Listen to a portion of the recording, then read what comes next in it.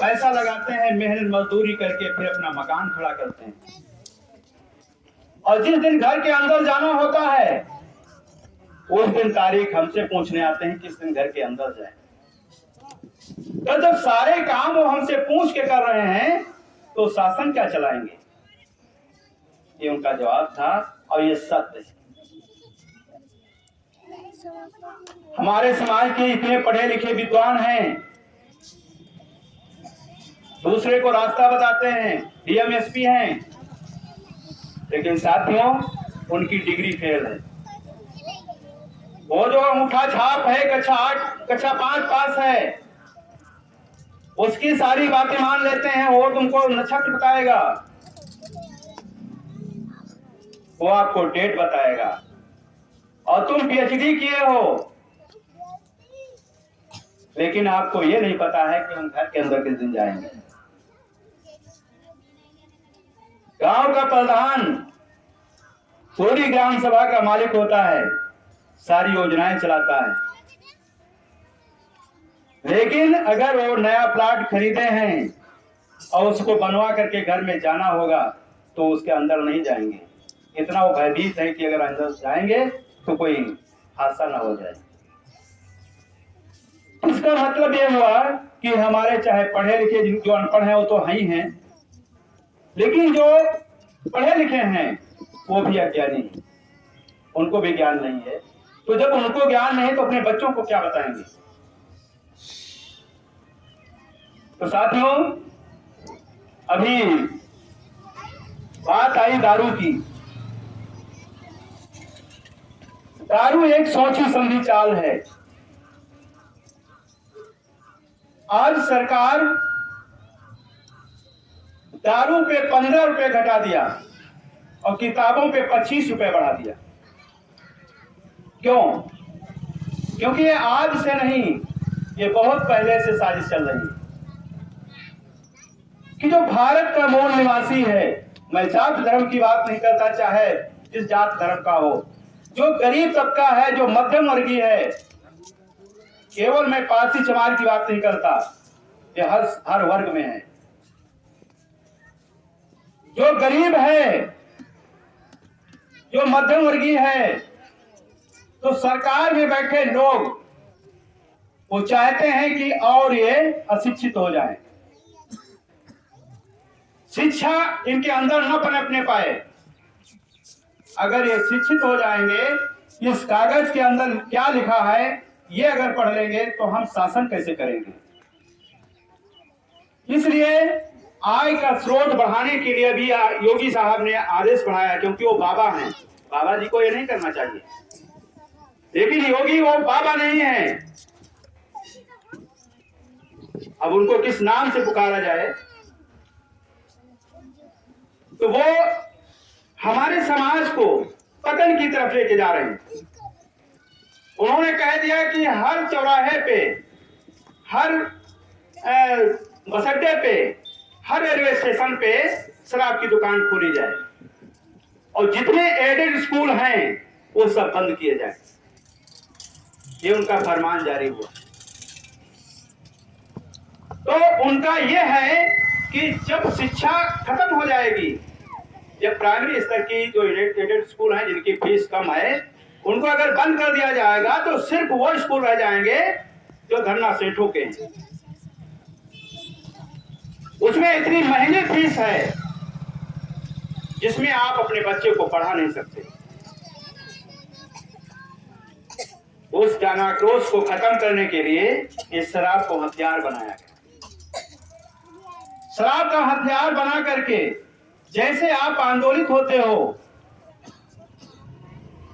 वैसे विधायक सांसद आपको बुला करके आपकी पीठ ठोकेगा और कहेगा ठीक है आइए बैठिए, वो शराब खिलाएगा, मांस खिलाएगा, और वहां जब खा पी के आप निकलते हो, अगर जरूरत पड़ती है तो आपको किराया भी दे करके घर तक भेज देगा, जिससे आपके अंदर गुस्सा न पनप पाए।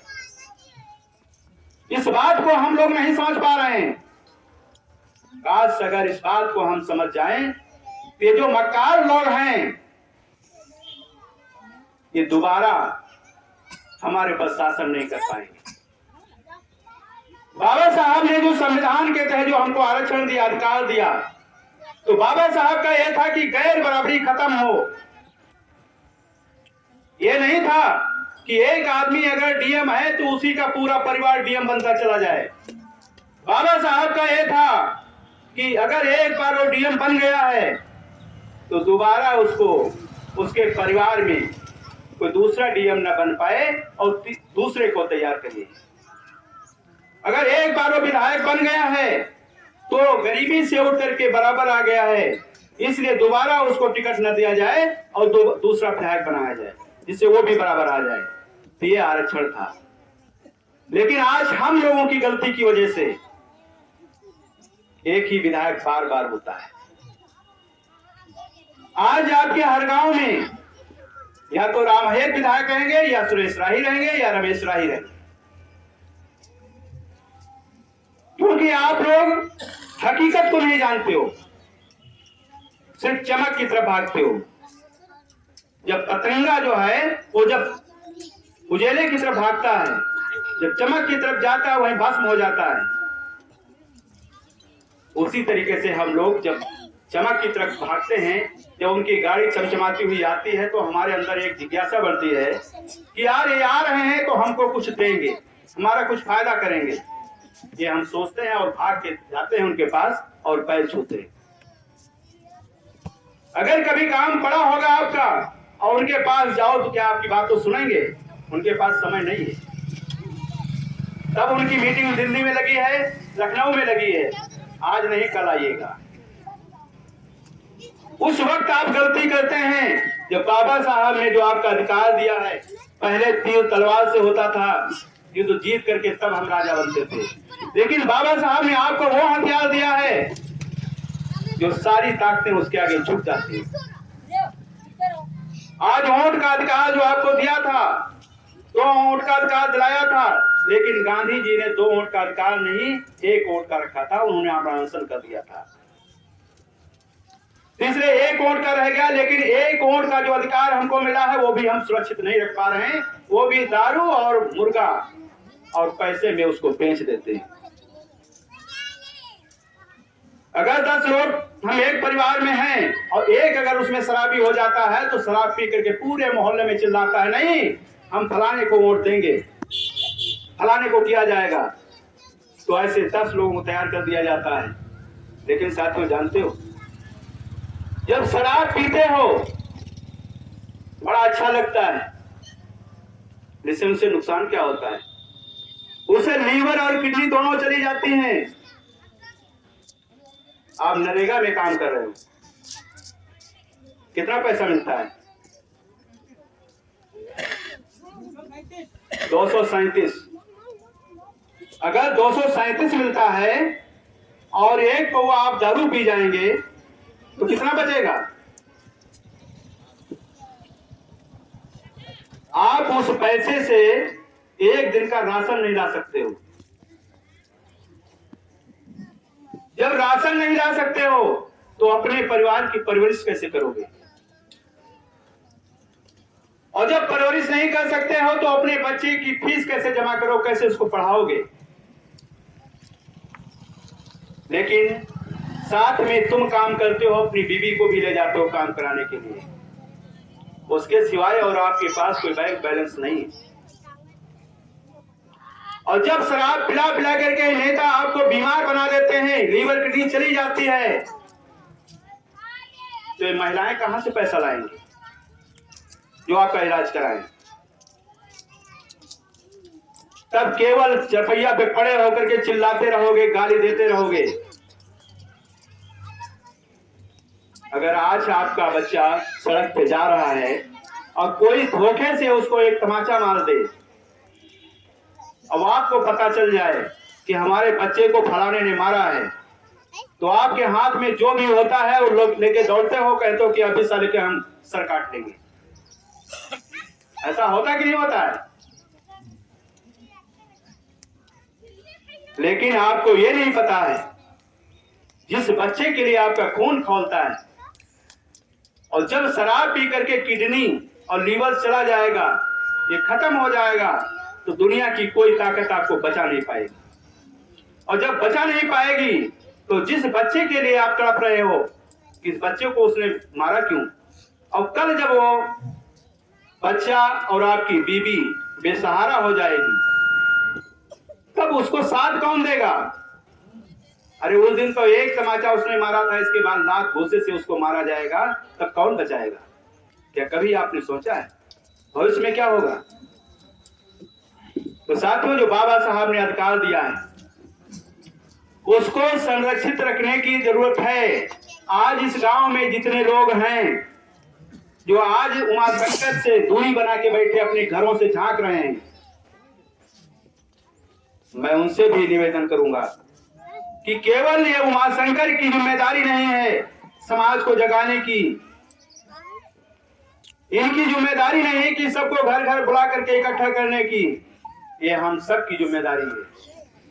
आज बिजली पासी की जयंती है, तो अगर किसी के कान में आवाज जाती है तो सबको आना चाहिए था। ये इनके केवल उमा शंकर की जिम्मेदारी नहीं थी कि यही अकेले इसको करे। तो मैं आप लोगों से, क्योंकि समय ज्यादा हो गया है, बाकी तो बहुत कुछ है बोलने के लिए, तो साथियों समय ज्यादा हो चला है,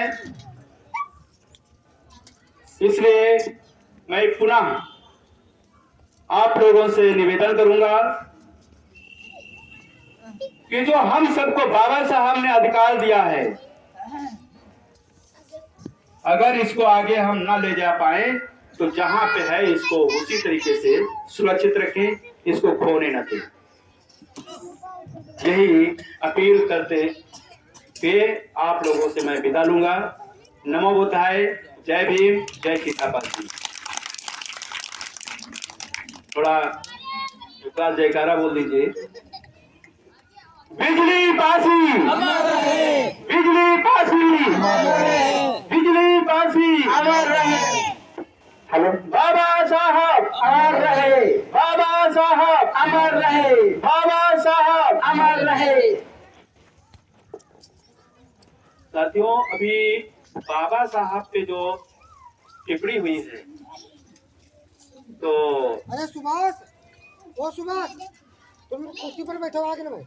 जो पार्टियां कर रही हैं उमा शंकर, वो तो अपने राजनीतिक लाभ लेने के लिए कर रही हैं, लेकिन मैं ये चाह रहा हूं कि अगर सब लोग इकट्ठा हो, अगर न सीतापुर चल सको तो यहीं ब्लॉक पे इकट्ठा होकर के हम लोग भी एक ज्ञापन दे करके अपना विरोध दर्ज करा दें। इसमें कितने लोग तैयार हैं? सारे लोग तैयार हैं? तो ठीक, अभी एक डेट तय कर ली जाए, उसी डेट में सारे लोग इकट्ठा हों और यहीं से हम लोग ज्ञापन कर दें। ठीक भैया, नमस्कार, जय। हाँ।